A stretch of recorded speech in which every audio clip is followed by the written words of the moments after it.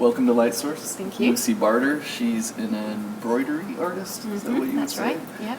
And what's your background in this? How did you get started? Well, actually, the portrait here is a portrait of my mother.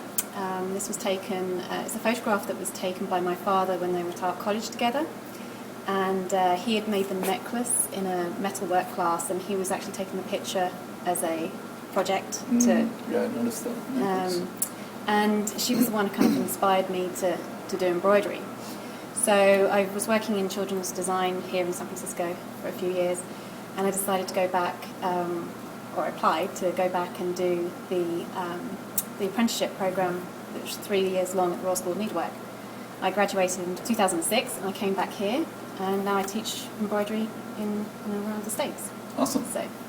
So what kind of machine do you make these on? Yeah, yeah, it's all hand embroidery. This blackwork piece is done on a fine linen with 4 different thicknesses of thread. So you have a machine cotton thread, you have cotton stranded, cotton embroider, and then a fine silk, which is about the thickness of the hair of your head. Wow. And the Memphis bell here was stitched with silk thread again on a linen, but we have gold work in the emblem there. And all those threads used in that piece were sourced from that era, the 1940s. Really? So this piece, the reason I did this was the pilot, Robert Morgan, passed away while I was on my apprenticeship. And I'm from the area where the crew were based during the war. So I did it as a dedication.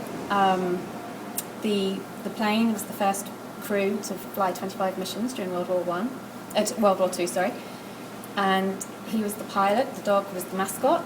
She was the only female to fly on the aeroplane during the war years. The dog? Mm-hmm. They came back and they did a war bonds tour of America.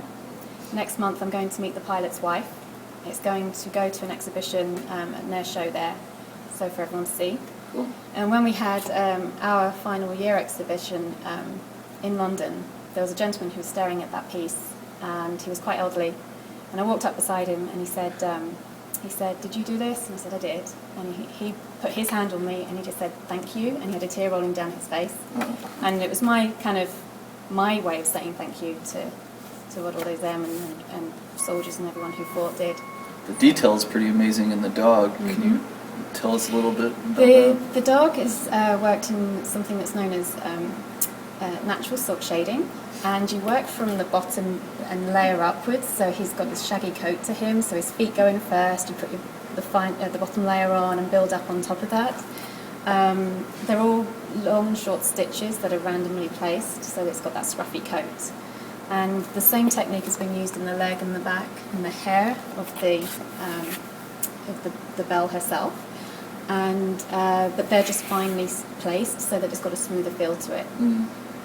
The technique within the airmen is known as silk shading also, but tapestry shading, where the stitches are all long and short yet again, but they're just all straight up and down, rather than being working with the direction of the natural flow. Great. I mean, it's really beautiful stuff and really three-dimensional, which is, that dog just jumps off. Yeah, that's the idea, is that they look real. And I didn't bring the reference, but he actually looks like him. Yeah. so yeah. Well, great. Thanks for coming by. Thank you. No, not a problem. Thank you for doing a great job. Yeah, no problem.